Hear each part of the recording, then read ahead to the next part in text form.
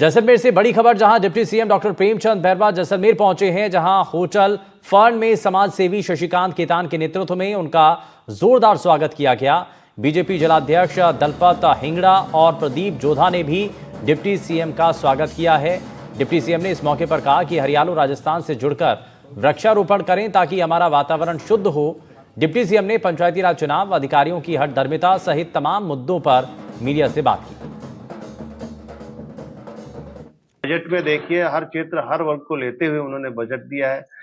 बेरोजगारों को रोजगार देने के लिए करीबन 1 लाख के करीब वैकेंसीज निकाल के नौकरी देने का काम कर रहे हैं। महिलाओं को गैस में सब्सिडी देना, आम लोगों के लिए जो पेट्रोल और डीजल का भाव है जो समांतर करना, ERCP की योजना लाकर जो बहुत बड़ा काम है, जो हर क्षेत्र में पानी पहुंचाने का जो काम करेंगे। इस तरह के बड़े तमाम जितने कार्य किए हैं, जिस तरह राइजिंग राजस्थान करके एक बहुत बड़ा हमारे जो बेरोजगार युवा भाई है उनके लिए भी एक रास्ते खुलेंगे।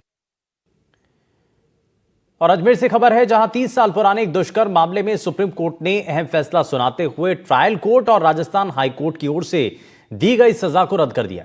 यह मामला अजमेर जिले के किशनगढ़ का है, जिसमें साल 1993 में एक युवक को धारा 342 और धारा 376 के तहत दोषी ठहराया गया था।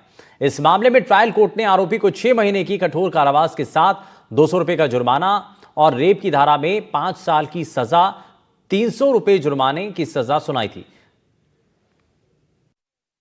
सुप्रीम कोर्ट का एक अहम फैसला आया है और एक हम कहेंगे कि अजीबोगरीब मामला भी है, जिसमें 53 साल का एक जो व्यक्ति है, जो आरोपी एक दोषी करार दिया गया है रेप मामले में, उसको जुवेनाइल जस्टिस बोर्ड यानी जो किशोरों की जेल कोर्ट होती है उसके सामने पेश होने के आदेश दिए हैं। और उसकी जो 5 साल की रेप मामले में सज़ा थी उसको सुप्रीम कोर्ट ने ख़त्म कर दिया है और ये मान लिया कि 37 साल पहले जो ये घटना राजस्थान के अजमेर में हुई थी उस समय वो नाबालिग था। एक बड़ा मामला है। हमारे साथ उनकी पैरवी जो है करने वाले श्रीकांत सिंह साथ हैं। सर, इसको क्या कहेंगे? इसको आप जीत कहेंगे इतने साल बाद या राहत कहेंगे दोषी के लिए? डेफिनेटली जीत और राहत दोषी के लिए दोनों है। जब उन्होंने ऑफेंस कमिट करा था तब वो 16 साल के थे, 16 साल और 2 महीने के। और उस टाइम जो juvenile justice act of 1986 force में था, उसमें एक माइनर की उम्र थी 16 साल से नीचे। फिर 2000 में उसको जब अमेंड करा गया एक्ट को, तो एक माइनर की उम्र हो गई 18 साल से नीचे।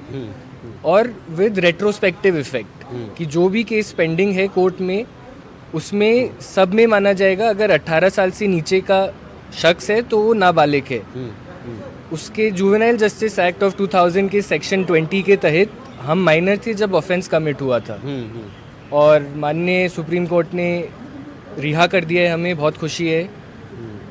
लेकिन अच्छी बात है। लेकिन ये भी आप देखिए कि जुवेनाइल जस्टिस बोर्ड के सामने जुवेनाइल जो किशोर होते हैं 18 साल से नीचे के, वो पेश होते हैं।